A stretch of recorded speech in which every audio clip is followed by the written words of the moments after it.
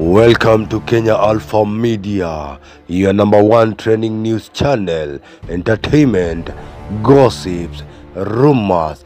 Kindly subscribe before we progress. Wadau na wadakuzi, vileo tumepokea devastating news about state ya health yake mwanamuziki Kevin Bahati, ambaye hivi sasa amekuwa admitted na kuwa hospitalized pale hospitalini, na aliweza kudokeza kwamba for the past 33 years hajawahi lazwa hospitali, lakini hii imekuwa ni mara ya kwanza, na akasema kwamba anaenda mbele na kuweza kuteka break pale social media, na kaomba Wakenya waweze kumuombea pale ndipo aweze kupata nafuu haraka. Alisema hivi: for 33 years I have never laid in a hospital bed, but this evening I found myself in one, taking social media break as I pray for a quick recovery.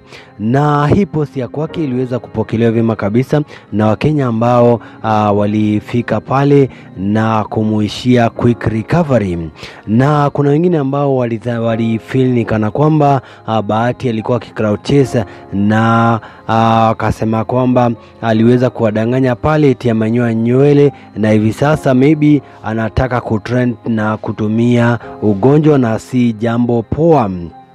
Langat Jelimu alisema, Betty, you didn't did your head why speedy recovery. Mary K. Mombi alisema, where is that 3 coming from? We know you are 31. Eva Julius akasema, so you still have your dreadlocks on? I thought that you have shaved it. Anyway, quick recovery Bahati. Maesi, so you didn't shave? Ungua na pole. Moonlight akasema, what about your head? Na kuna pia anaitwa Tom Nandwa J Music alisema, ni Bahati tena, pole sana bro, quick recovery. Sickness is not your portion, in Jesus name I pray to stand and walk majestically. Irene Mamake Trinity akasema, so today you decide to do crowd chasing in the hospital. And lastly kuna huyu anaitwa Bradox Langi anasema, this is Kenya where dreadlocks grow within 2 days.